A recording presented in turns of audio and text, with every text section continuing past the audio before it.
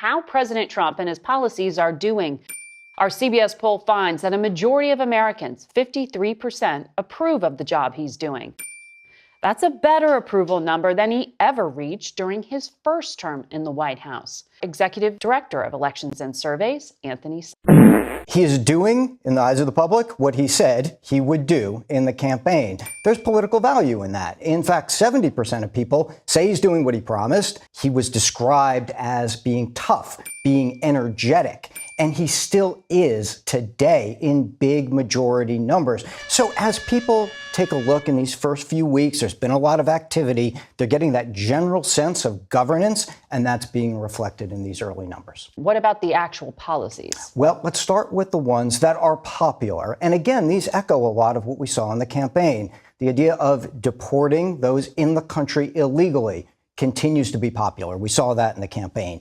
Sending troops to the U.S.-Mexico border, again, majority in favor. We'd seen that in the campaign. For his supporters in particular, the focus on ending DEI is popular. We had seen in the campaign a lot of them thought those processes had gone too far. Remember that Donald Trump won the election on inflation, the role that Elon Musk should or should not play. You get a majority of Republicans saying you should have at least some influence, though it's more of the MAGA base that really wants him to have a lot, and a lot of Democrats in opposition. You know, part of this is, too, the broad goals of cutting spending, of cutting foreign aid, have things that have long been in the polling popular with Republicans.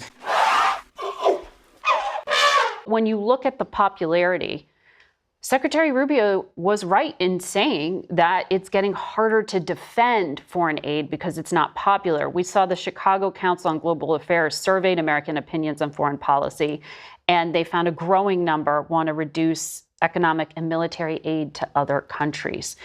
So how do you convince the public that your point of view is the right one? Because it sounds like they're sliding the other way. A lot of people hear the millions, billions. But are you implying here some kind of conspiracy?